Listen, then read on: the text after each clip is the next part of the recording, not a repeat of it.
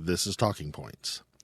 So, did anybody else get the email from the offices of Nancy Pelosi where she promises to fight on for abortion rights if people just send her $15? Which is obviously leading into tonight's talking point question. Why do we need independence if we can just work to get or keep Democrats in power? Look, I know Nancy Pelosi's email is your typical modern email boilerplate campaign contribution fundraising tool requests sent out to the Democratic Party universe at regular intervals. And before anyone gets upset, yeah, I know the Republican Party does it too, 'cause politics.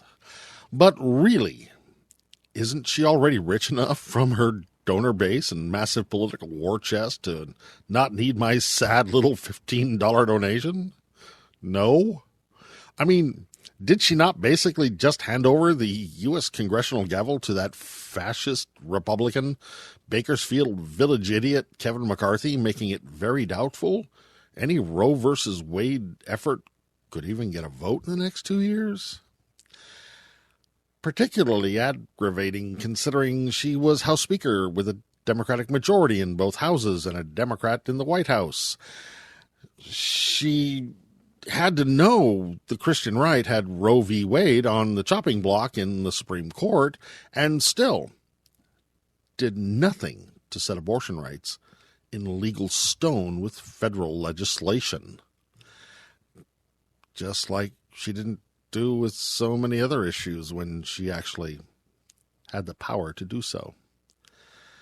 So why do we need independence if we can just work to get or keep Democrats in power? The California Independence Movement Handbook answer goes like this. Why would we? It hasn't really worked out very well for us in the past, has it? Would forgetting about independence and just focusing on electing Democrats get Californians fair representation in the Senate, give Californians a fair share of federal spending and mass deportations? Return government land, stop the wars, stop offshore drilling, ensure LGBTQ rights, fix gun laws, restore voting rights, end the housing shortage, reduce income inequality, stop police violence, grant women equal pay and the right to choose what's best for their own bodies, help veterans, stop fracking, create jobs, restore net neutrality, etc., etc., etc., etc., etc. In other words, all the things the federal government in general fails to get done for Californians decade after decade after decade, regardless of who's in power. Democrats at the federal level want your vote. They want your money and to maintain the status quo, but don't really seem to care any more about California or Californians' progressive values than the Republicans do. But that's the handbook answer, and it still basically rings true. Because let's face it, at the federal level, all Democrats seem to really be interested in is keeping political arguments going to keep those donor donations flowing. So nothing can really happen except small incremental changes and some symbolic gestures that make for good television interviews, but effectively make for terrible government. So, again, why do we need independence if we can just work to get and keep the Democrats in power?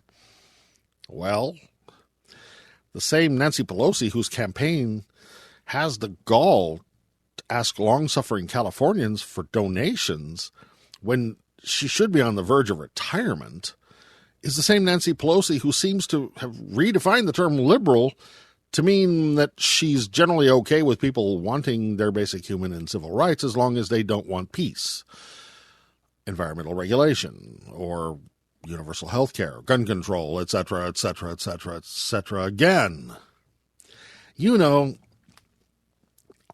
all the things that recent votes and ongoing polling show that progressive Californians overwhelmingly want, but the Democratic Party in Washington, D.C., with its illusion of centrism and large corporate donors, simply cannot or will not act on.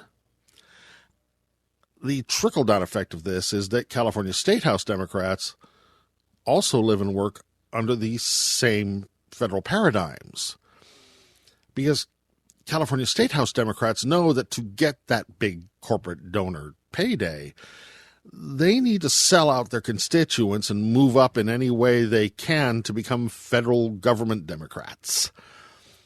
So, independence not only removes all threat of regressive federal legislation from politicians elected in states openly hostile to the best interests of California, California independence also removes the incentive for California politicians to run for U.S. federal office instead of focusing on the needs and demands of California and Californians.